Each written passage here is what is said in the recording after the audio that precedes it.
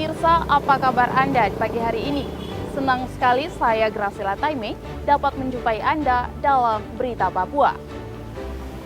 Sejumlah informasi menarik dan teraktual telah berhasil dirangkum tim redaksi kami.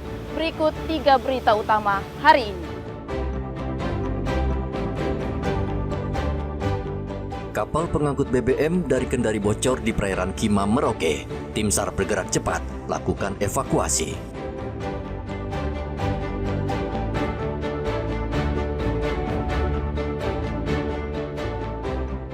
Terlibat kasus penipuan dan tidak pernah berkantor, 3 polisi di Merauke dipecat.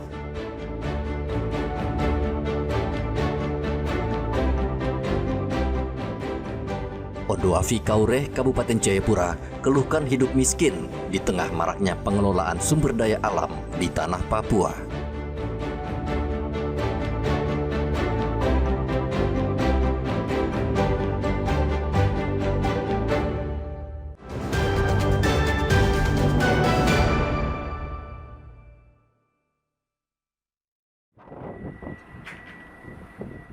Tim SAR Merauke menerima laporan adanya kapal pengangkut BBM KM Sabarina 106 yang mengalami kebocoran di perairan Laut Kimam, Papua Selatan. Menyikapi laporan tersebut, tim SAR langsung bergerak menuju lokasi kejadian untuk melakukan proses evakuasi. Sebanyak 10 anak buah kapal yang berada di atas KM Sabarina 106 berhasil dievakuasi dalam kondisi selamat. Sementara itu, kapal yang mengalami kebocoran berhasil ditarik menuju pelabuhan laut Merauke. KM Sabarina 106 diketahui berlayar dari Kendari menuju Merauke dengan mengangkut muatan solar sebanyak 2.000 kiloliter. Kapal mengalami kebocoran di haluan kapal pada posisi sehingga pemilik kapal melaporkan kejadian tersebut ke KSUP Merauke. Pada Tenggo Whisky 07170415 tim SAR gabungan tiba di Pelabuhan Yosudarso dengan ABK kapal SOP Sabriana 0106 dalam kondisi selamat dan selanjutnya ABK diserah terima ke pihak perusahaan. ABK yang 10 orang itu sehat semua. Kapal tadi malam ditarik dari Pulau Kimam arah Merauke dan kapalnya sudah ada di dermaga Yosudarso Merauke.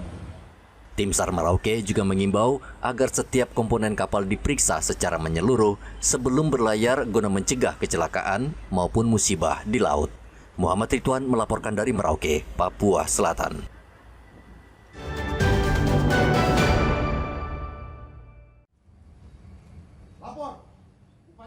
Sebanyak 3 anggota Polres Merauke resmi diberhentikan secara tidak hormat melalui upacara pemberhentian tidak dengan hormat yang digelar di Mapolres Merauke. Ketiga anggota yang dikenai sanksi PTDH tidak hadir dalam upacara, sebagai gantinya foto-foto mereka dipajang sebagai simbol pelaksanaan upacara tersebut. Mereka diberhentikan karena melakukan pelanggaran disiplin berat, seperti tidak melaksanakan tugas berbulan-bulan hingga bertahun-tahun. Bahkan diantaranya terlibat dalam kasus kriminal seperti penipuan.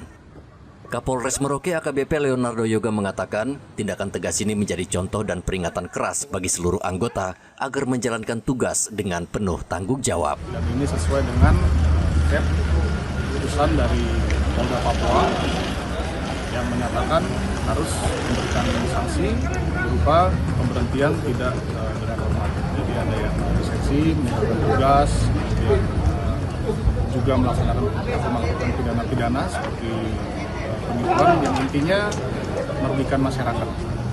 Dan ini tentunya merupakan suatu komitmen dari institusi Polri untuk menunjukkan integritas.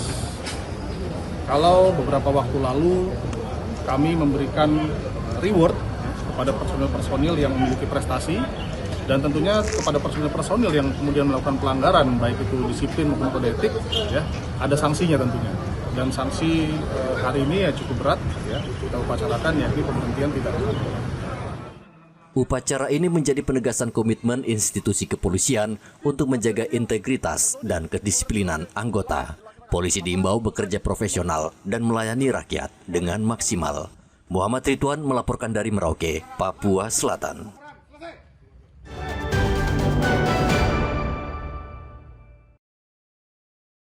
Sebuah pabrik miras oplosan kembali digerebek aparat kepolisian di wilayah perbatasan RI Papua Nugini, tepatnya di Kampung Set Agung, Distrik Muting, Kabupaten Merauke. Petugas dari Polsek Muting berhasil mengendus aktivitas ilegal tersebut di sebuah gubuk terpencil yang berada di kawasan belantara hutan. Gubuk tersebut diduga milik seorang perempuan berinisial M berusia 35 tahun yang diketahui memproduksi minuman keras lokal jenis Sopi. Dalam penggerebekan tersebut, polisi menyita ratusan liter miras oplosan serta berbagai peralatan yang digunakan untuk memproduksinya. Seluruh miras langsung dimusnahkan di lokasi, sementara peralatan produksi diamankan sebagai barang bukti. Minuman lokal, bahan baku pembuatan minuman lokal dan peralatannya di Kampung Set Agung, Distrik Muting, Kabupaten Merauke, Provinsi Papua Selatan. Pengamanan minuman lokal ini akan ditindaklanjuti dan akan ditindak tegas. Akhirnya dihimbau kepada masyarakat Muting khususnya dan warga Merauke, kiranya ada yang mengetahui peredaran minuman lokal atau minuman ilegal dapat segera memberitahukan kepada pihak berwajib, dalam hal ini Satuan Narkoba Polres Merauke. Sementara itu, pemilik usaha rumahan miras diwajibkan untuk melapor secara rutin ke pihak kepolisian selama proses penyelidikan berlangsung. Muhammad Ridwan melaporkan dari Merauke, Papua Selatan.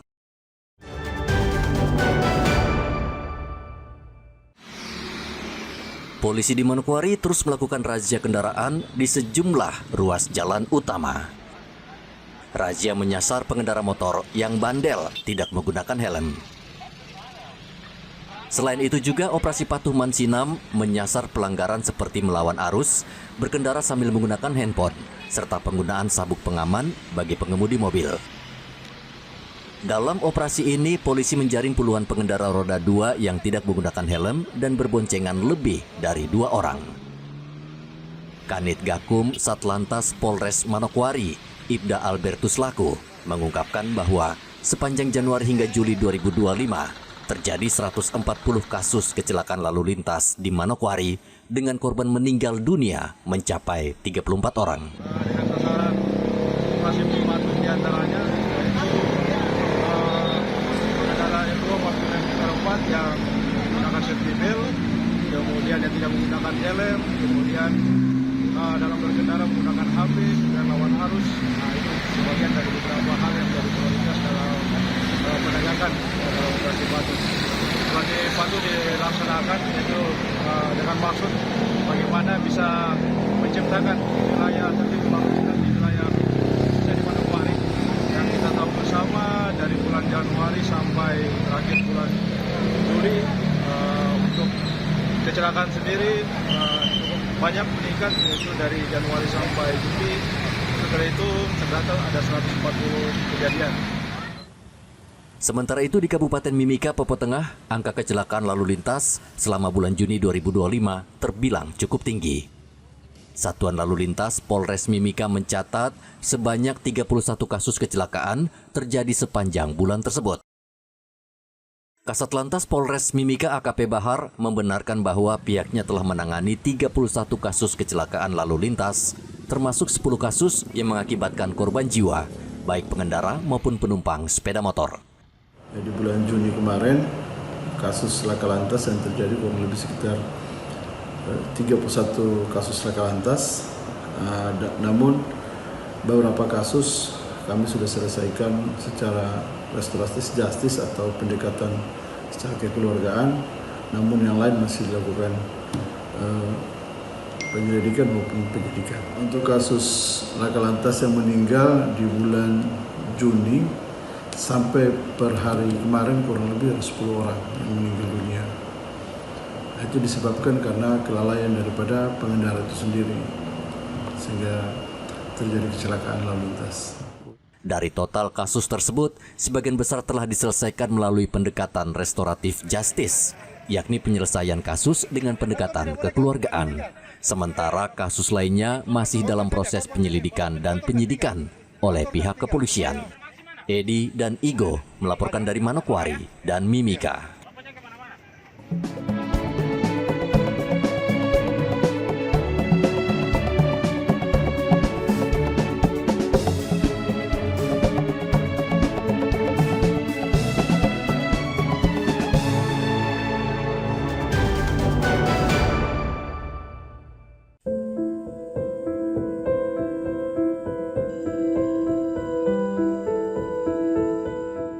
Di tengah gaung pembangunan yang terus bergema di berbagai daerah, potret ketimpangan masih nyata terlihat di pelosok Papua. Di distrik Kaureh, Kabupaten Jayapura, seorang Ondowafi atau kepala suku adat, Charles Kasu, menjalani hidup dalam keterbatasan di rumah reot yang nyaris roboh. Sebagai tetua adat dan pemilik hak ulayat dari wilayah hutan antara Kaureh dan Airu, kondisi hidup Charles Kasu justru berbanding terbalik dengan statusnya. Selama lebih dari 2 dekade, Charles hidup di rumah semi permanen bersama istri dan anak-anaknya. Rumah itu sudah lapuk, berlantaikan semen retak, dan atapnya sering bocor saat hujan. Lebih parah lagi, keluarga ini hidup tanpa listrik. Saat malam tiba, mereka hanya mengandalkan cahaya pelita untuk penerangan. Fasilitas dasar seperti mandi, cuci, dan kakus juga tidak tersedia. Untuk buang air, mereka harus berjalan jauh ke sungai atau memanfaatkan gorong-gorong di sekitar kampung Soskotek. Ondowafi Charles adalah salah satu tokoh adat dari suku Marisi dan Sita yang dahulunya menetap di pedalaman hutan. Namun demi mengakses pelayanan publik dan pembangunan, mereka harus keluar dari tanah leluhur dan mengungsi ke Kaureh. Namun sayang, harapan itu belum tercapai. Hingga kini keterbatasan infrastruktur seperti jalan, listrik, dan air bersih masih menjadi masalah utama. Ya, kondisi rumah ini halus loh, tidak ada apa-apa. Kamar saja sudah kurang bagus, tempat tidur saja tidak baik, karena rumah sudah rapuh. Bapak punya harapan itu begini, sekarang bagus supaya Bapak bisa bangun rumah kayak Bapak punya kamar sendiri, Bapak punya kayu semua, Bapak bisa pakai, Bapak punya kayu sendiri.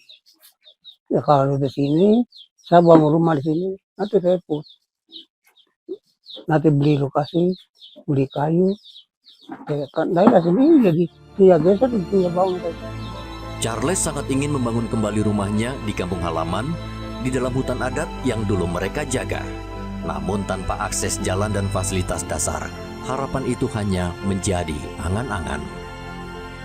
Kisah ini menjadi ironi dari proses pembangunan itu sendiri. Di saat negara berusaha membangun, masyarakat adat yang menjaga tanah ini malah tertinggal.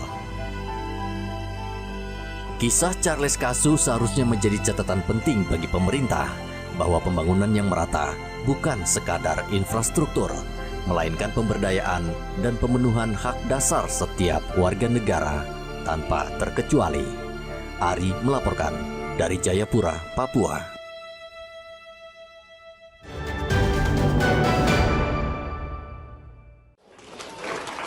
Memasuki tahun ajaran baru, polisi di Merauke terus gencar memberikan sosialisasi kepada para pelajar khususnya di tingkat SMA. Di SMA Zon Merauke, anggota Polres Merauke Ibda Jasman Tristanto memberikan penyuluhan tentang bahaya judi online dan penyalahgunaan narkoba. Aibda Jasman menegaskan judi online bisa menjerumuskan pelajar pada tindakan kriminal jika terdesak, serta menyengsarakan diri sendiri dan keluarga. Tak hanya itu, penyalahgunaan narkoba juga menjadi perhatian. Menurutnya, narkoba tidak hanya merusak jiwa dan kesehatan, namun juga menghancurkan masa depan generasi muda. Materi tentang pemberantasan judi online, karena hal ini menjadi perhatian semua pihak, karena saat ini maraknya judi online yang terjadi di Indonesia, khususnya di Kabupaten Merauke, sehingga kami perlu memberikan pemahaman akan bahaya terhadap judi online di program MPLS SMA Zon 23 di Merauke, yang mana diikuti sekitar 150 siswa agar lebih waspada dan hati-hati terhadap dengan judi online, karena mereka merupakan harapan generasi bangsa, dan juga ini merupakan program kerja dari pada Bapak Kapolres Merauke untuk Polri hadir untuk masyarakat. Sosialisasi tentang pencegahan kriminalitas, judi online, dan narkoba ini rutin dilakukan oleh polisi di Merauke pada tahun ajaran baru menyasar SMP hingga SMA. Muhammad Ridwan melaporkan dari Merauke, Papua Selatan.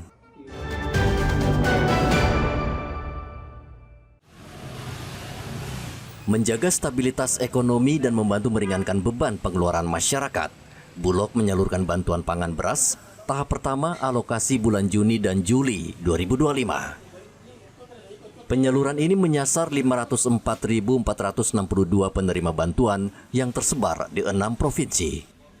Total beras yang disalurkan mencapai 10.089 ton. Secara simbolis, pimpinan Bulog wilayah Papua dan Papua Barat, Ahmad Mustari, menyerahkan langsung bantuan kepada Lurah Gurabesi di kota Jayapura.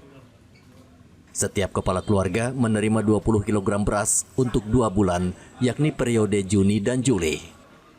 Bantuan ini diberikan untuk kebutuhan konsumsi harian dan tidak diperkenankan untuk dijual kembali.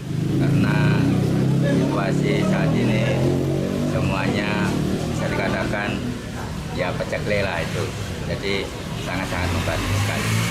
Dan terima kasih untuk pemerintah kita yang telah membantu kepada warga khususnya di Kelurahan Gurabesi. Untuk keseluruhan secara nasional di wilayah kerja Bulog Papua itu jumlahnya itu 2 alokasi bulan Juni dan Juli itu 10.089 ton 240 kilo ya. Jadi 10.089 ton 240 kilo itu untuk 2 alokasi Juni dan Juli. Total penerima bantuannya itu yaitu 504.462 PBP penerima bantuan pangan. Nah, ini mudah-mudahan mari kita kawal bersama sehingga bantuan pangan ini bisa sampai di masyarakat yang membutuhkan ya. Bulog berharap bantuan ini benar-benar dimanfaatkan untuk kebutuhan keluarga sehari-hari. Program ini merupakan bentuk nyata kepedulian pemerintah terhadap masyarakat berpenghasilan rendah, sekaligus untuk menekan angka inflasi. Dari kota Jayapura, Papua, Hendra melaporkan.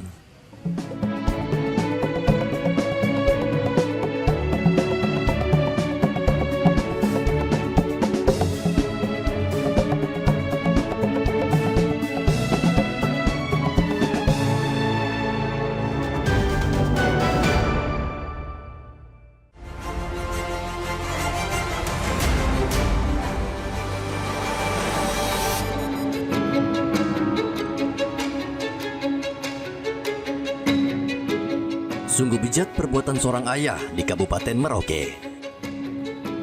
Pelaku tega memperkosa anaknya yang berumur 17 tahun di distrik Semangga, Kabupaten Merauke. Modus pelaku yaitu mengancam korban saat rumahnya sepi sehingga korban tidak bisa berbuat apa-apa. Korban kemudian melapor ke ibunya dan langsung dilaporkan ke kantor polisi. Pelaku diringkus tanpa perlawanan.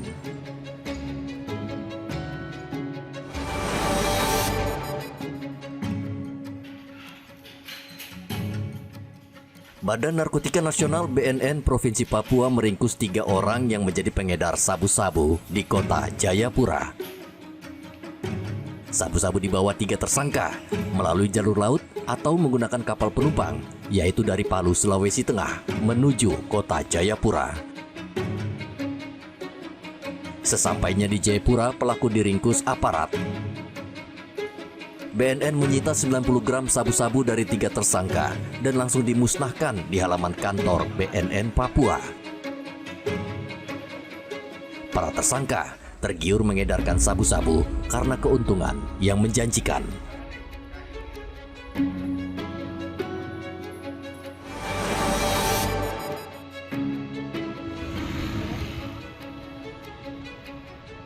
Kecelakaan maut kembali terjadi di Timika, Papua Tengah. Sebuah sepeda motor yang melawan arah menabrak mobil menyebabkan pengendara motor bernama Api Ripi tewas di tempat. Kecelakaan terjadi saat mobil melaju dari arah bandara menuju pusat kota Timika. Secara tiba-tiba, sepeda motor yang dikendarai korban muncul dari arah berlawanan menuju bandara. Diduga kuat, korban dalam pengaruh minuman keras sehingga tidak mampu mengendalikan motornya dan akhirnya menabrak mobil. Akibat benturan keras, korban meninggal dunia di tempat.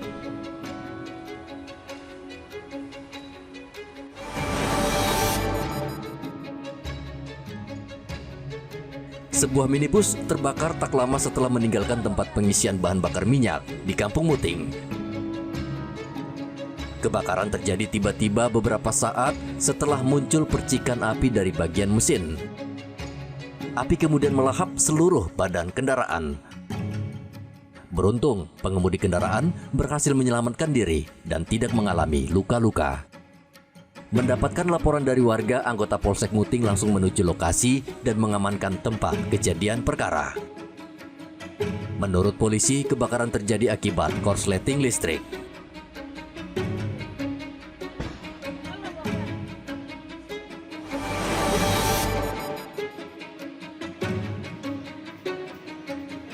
Polresta Manokwari menangkap 2 orang pencuri yang beraksi di Puskesmas Sanggeng Manokwari pada 21 Juni lalu. 2 pelaku diringkus di kawasan Wosi dan kawasan Amban. Dari tangan kedua pelaku, polisi menyita 1 unit laptop, 1 unit komputer, serta beberapa peralatan lainnya. Pelaku masuk melalui jendela dengan cara memecahkan kaca. Kedua pelaku diduga dalam keadaan mabuk minuman keras.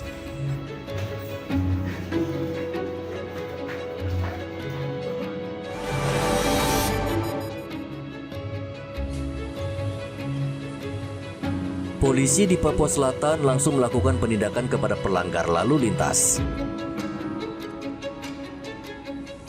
Dalam operasi Patu Kartens, polisi sudah menjaring ratusan kendaraan bermotor yang melanggar. Razia rutin digelar di depan Mapolres Merauke. Banyak pengendara yang panik dan pasrah ketika polisi mencegat mereka di tengah jalan. Sebagian besar pengendara motor yang terjaring razia tidak menggunakan helm serta kendaraan tidak dilengkapi nomor kendaraan bermotor atau TNKB. Selain tilang, polisi juga memberikan teguran lisan dan imbauan kepada pengendara agar melengkapi surat dan perlengkapan kendaraan.